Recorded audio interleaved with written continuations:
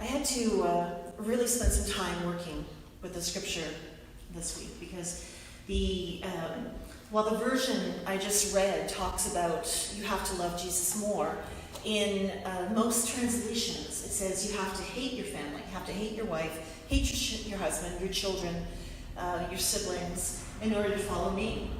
And that doesn't jive with our whole message to love each other and love God as we love ourselves. And the problem we run into is essentially the English language. I was having a conversation, a theological conversation with a friend of mine a few weeks ago, and she speaks a multitude of languages. And she was talking about how English doesn't quite get the poetry of so much of the spoken language in Jesus' day. And she said, English was designed to tell the servants what to do.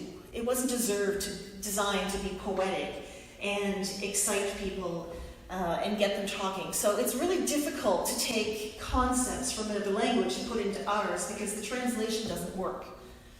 And in this particular case, the word hate is 100% accurate.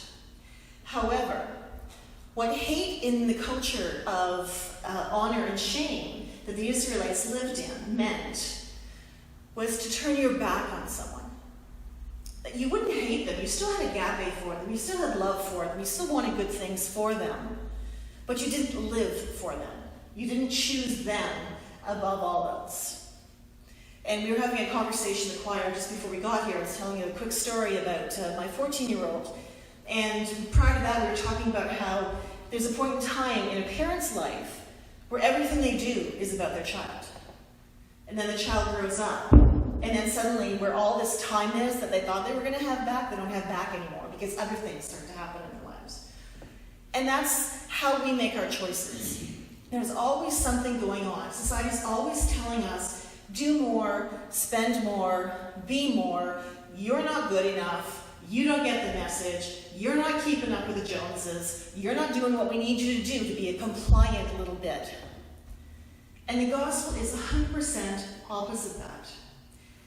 We are called to turn our back on that way of thinking. And when it comes to church, that way of thinking comes up in a few different places. Like, there's the old chestnut of, I don't really have to go to church. I give to charity. I'm a good person. Church isn't going to do anything for me. I'm sure we've all heard that one. There's another one like, church is too early in the morning. I'll do my praying late at night. And people keep coming up with excuses to why they don't want to be going to church. My kids regularly come up with the excuse that it's boring. Not you personally, Mom, but the whole thing. It's like, yeah, thanks, kids. But the whole concept that church is work has turned people off. But I want to put to you that church is work. Christianity is work. But we've been missing the point the whole time. We go for the easy kill, the easy grab, the easy way of living out our tradition.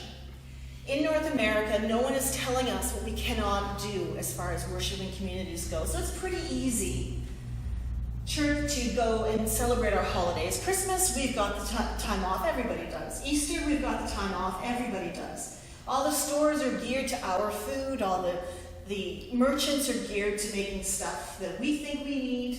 Everything is geared to being Christians. Quite frankly, we have lost the edge of what it means to be called to be people of God. But we can go find that in the gospel. We can find it particularly in the gospel this morning. One of the other lines in this is, pick up your cross and follow me. I remember growing up, my grandmother would say all the time, it's their cross to bear.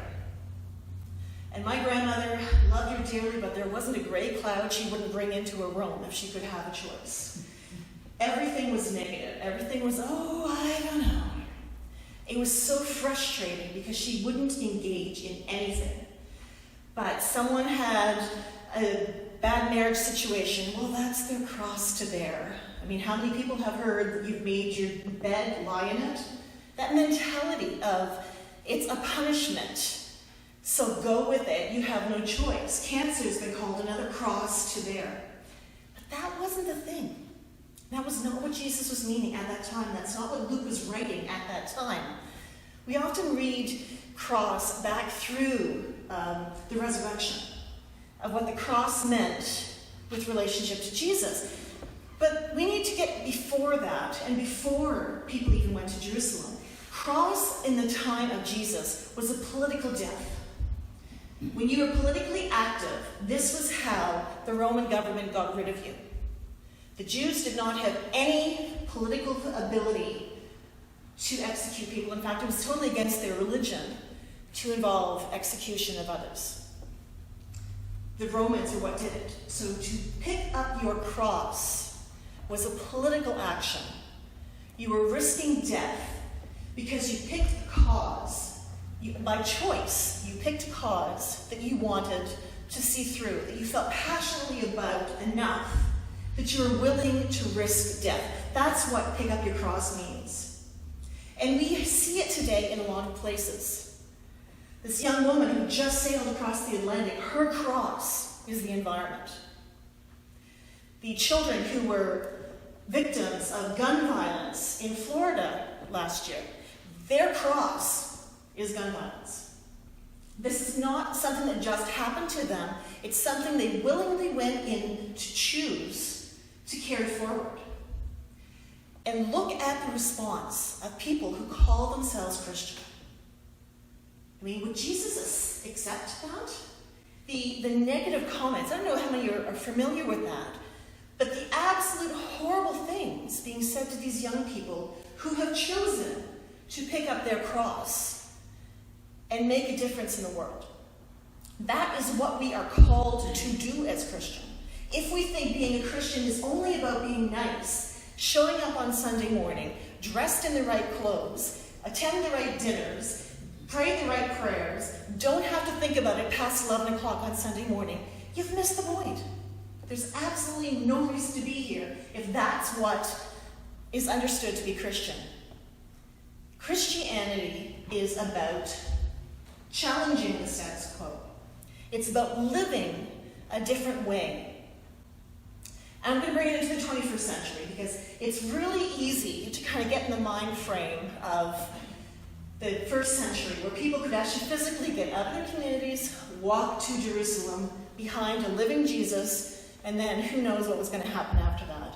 It's a little harder to figure out what it looks like to walk with Jesus in our communities. How about we do this? How about every time you make a decision, you look at it, is this a decision based on discipleship? Come and follow me is not easy. And you have to decide every day if you actually want to do that. And I'm laying odds that most people in church around the world this morning really don't want to. They're used to church as a habit, but not necessarily as a lifestyle. And that we have to transcend that barrier. And you're never too old to transcend that barrier. You're never too young to transcend it either. Christianity is a lifestyle. How you vote. Do you vote for your own personal needs? Or do you vote for the betterment of the world around you? That's a walking discipleship. When you go shopping, how do you shop? Do you shop because someone said you should try this pate? Or do you shop looking at the origins of some of this food? I mean, we pray almost every week in the church for the folks in Palestine, but do we just buy products from Israel without thinking about it? That's called boycotting, by the way. Is that an act of discipleship? And we all have to decide that individually.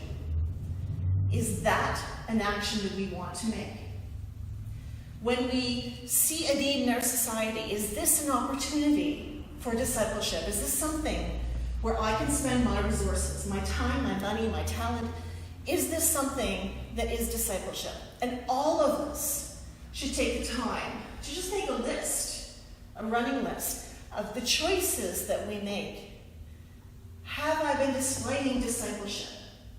Have I not? And I'm going to tell you folks, you should have a lot in both columns. If you have one column full and one column pretty well empty, then you're doing it wrong. Every one of us fails in discipleship. And every one of us succeeds in discipleship every single day. And it is a daily decision. This is not a one-time, we were confirmed, we're good for life kind of thing. You need to be doing this every single day. Jesus told us being disciples, being followers, meant turning our back on our family. It doesn't mean we discommunicate them. It doesn't mean we don't pay attention to their needs. It means we turn our back and look towards something else. It's not just negative, it's also very positive. That's why people in finance call it the cost-benefit analysis. It's not just a cost, it's also the benefit. What benefit are we going to be as a society? What benefit are we going to receive as a society if we choose discipleship? If we choose to live our prayers? If we choose to pray about the environment, are we going to live respecting environment, even though it's more inconvenient?